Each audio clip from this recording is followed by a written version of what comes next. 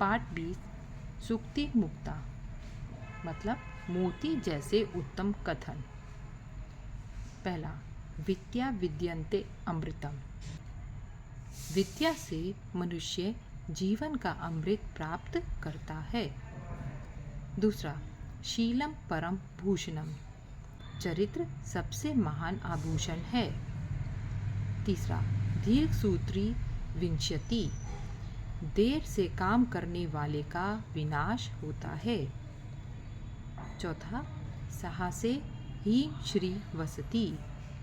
साहस में ही लक्ष्मी का निवास होता है। लोभा अनंतकः व्याधि। लोभ अनंतहीन कभी न खत्म होने वाला रोग है। छठा, नास्ति क्रोध समम रिपु। क्रोध के समान कोई दुश्मन नहीं है।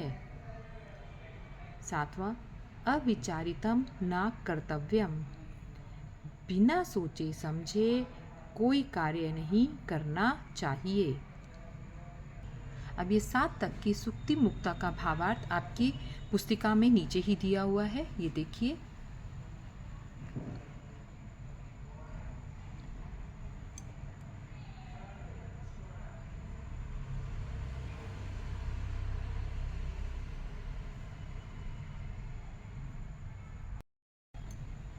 आठवां, व्यवहारेण जायन्ते मित्राणि। नौवां, अति सर्वत्र वर्जयेत। 10वां, स्वदेशात् नास्ति परम किंचित। अब इसका अर्थ देखते हैं पुस्तक में क्या दिया हुआ है। 8वां, व्यवहार से ही मित्र बनते हैं। 9वां, जीवन के हर क्षेत्र से अति को त्याग देना चाहिए। 10वां, अपने देश से महान कुछ भी नहीं है।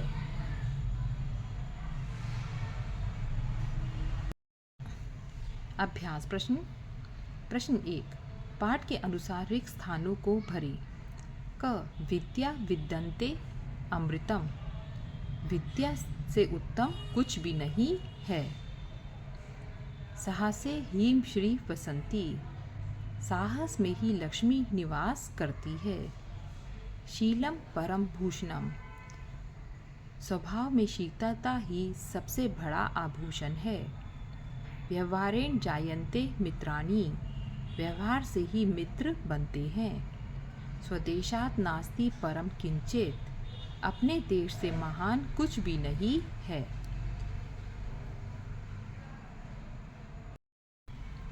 प्रश्न 2, अर्थ लिखें।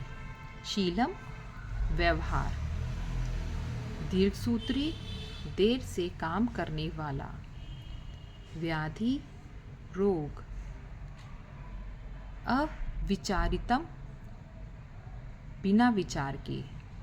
व्यवहारे व्यवहार से।